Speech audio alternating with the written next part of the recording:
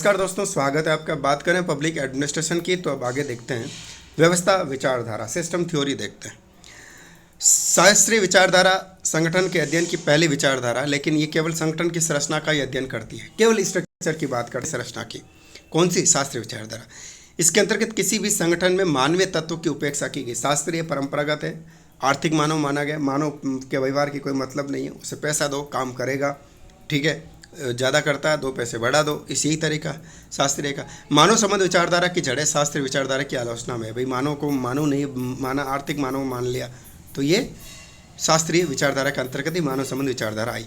मानव संबंध विचारधारा संगठन में मौजूद औपचारिक समूह की भूमिका का अध्ययन करती है।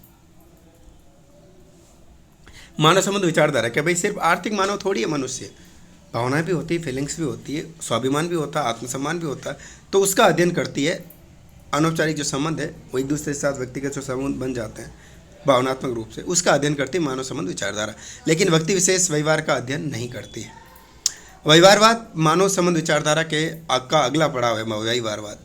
और व्यवहारवाद में संगठन में काम करने वाले व्यक्ति विशेष के व्यवहार का अध्ययन किया जाता है। भाई व्यक्ति विशेष का व्यवहार का अध्ययन इसमें किया जाता है।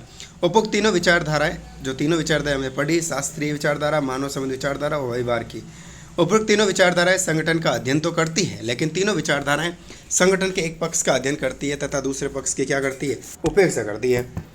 ठीक है, प्रत्येक संगठन अपने परिवेश से प्रभावित होता है तथा परिवेश को प्रभावित भी करता भी। प्रत्येक संगठन अपने वातावरण से, परिवेश से प्रभावित होता भी है, करता भी है।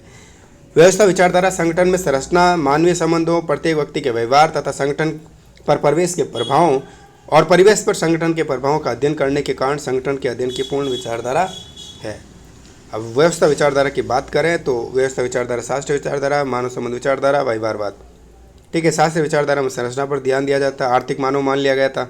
और मानव संबंध विचारधारा में अनौपचारिक संबंधों पर बात की जाती है, अनौपचारिक संबंध का हम अध्ययन करेंगे, मानव सामाजिक मानव माना गया है इसमें। और व्यवहारवाद में व्यक्ति विशेष का व्यवहार का अध्ययन किया जाता है और इसे प्रशासनिक मानव माना गया। और तीनों को जो मिलाकर इसका एक दोनों में समन्वय आता है, तीनों में, वो है व्यवस्था विचारधारा में।